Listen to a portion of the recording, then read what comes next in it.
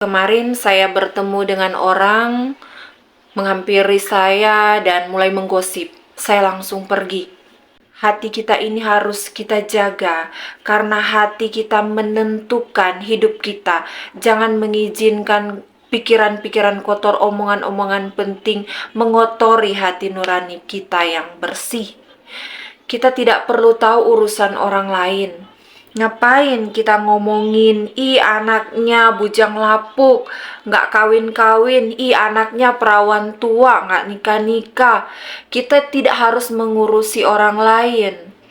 Urusilah anak kita sendiri. Jangan sampai kita mengomongin orang, anak kita sendiri berantakan. Anak kita sendiri nggak laku-laku.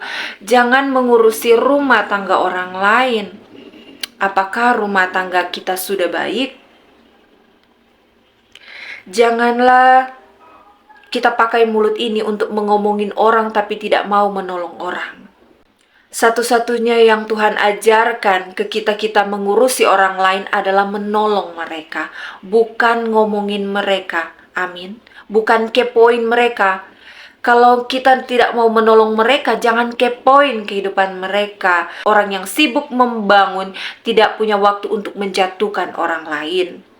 Saat kita memakai kehidupan kita untuk merusak pekerjaan orang lain, kita sedang merusak pekerjaan kita sendiri.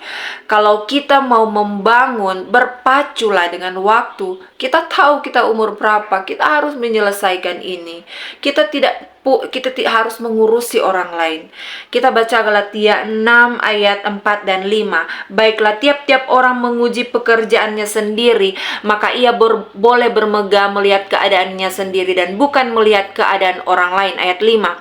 Sebab tiap-tiap orang akan memikul tanggungannya sendiri. Ingat, hidup kita yang tanggung, bukan orang lain.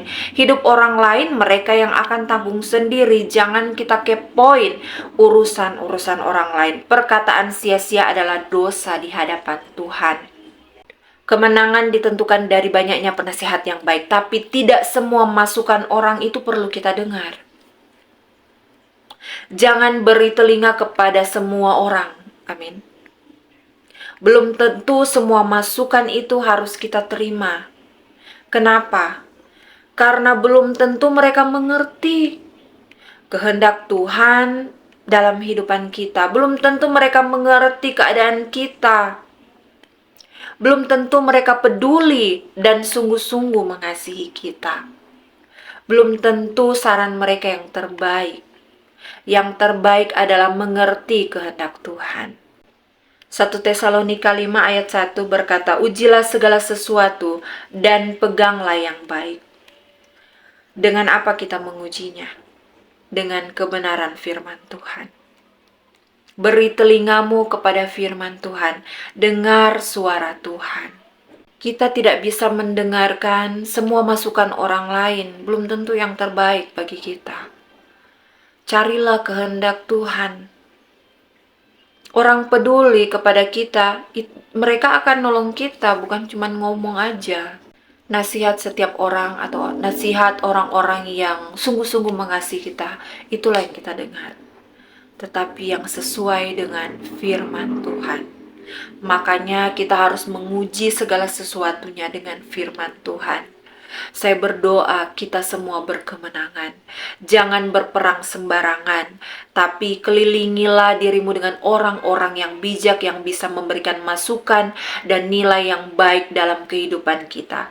Yang mau berkemenangan katakan amin. Mari kita berdoa. Terima kasih Tuhan untuk kebenaran firman-Mu yang sekali lagi mengingatkan kami Tuhan untuk menyaring setiap perkataan dari orang-orang yang ada di sekeliling kami. Biarlah kami terus memandang-Mu Tuhan, terus bercermin pada firman Tuhan sebagai penasehat yang benar bagi kami. Berkati setiap mereka yang hari ini Tuhan, yang sekolah, yang kuliah, yang bekerja Tuhan sertai, Tuhan jagai, biarlah rancangan damai sejahtera itu yang terjadi. Tuhan juga menyertai, menyembuhkan mereka yang sedang sakit Tuhan. Mereka yang mempunyai pergumulan yang berat Tuhan memberikan kelegaan. Mereka yang berulang tahun hari ini, Tuhan, tambah-tambahkan hikmat marifat yang daripada Engkau, semakin bertambah kedewasaan jasmani, bertambah pula kedewasaan rohani mereka di dalam Engkau. Berkati bangsa dan negara kami Indonesia, Bapak Presiden, wakil, seluruh jajaran TNI, Polri, kabinet-kabinet yang ada, berkati bangsa ini, rakyat ini diberkati oleh Tuhan. Terima kasih buat setiap anugerah yang terbaik yang Tuhan berikan kepada kami. Bapa kami yang di surga, dikuduskanlah namamu, datanglah kerajaanmu, jadilah kehendakmu di bumi seperti di sorga. Berikanlah kami pada hari ini makanan kami yang secukupnya, dan ampunilah kami akan kesalahan kami, seperti kami juga mengampuni orang bersalah kepada kami. Janganlah membawa kami ke dalam pencobaan, tetapi lepaskanlah kami daripada yang jahat, karena Engkaulah yang punya kerajaan dan kuasa dan kemuliaan sampai selama-lamanya. Yang percaya katakan amin.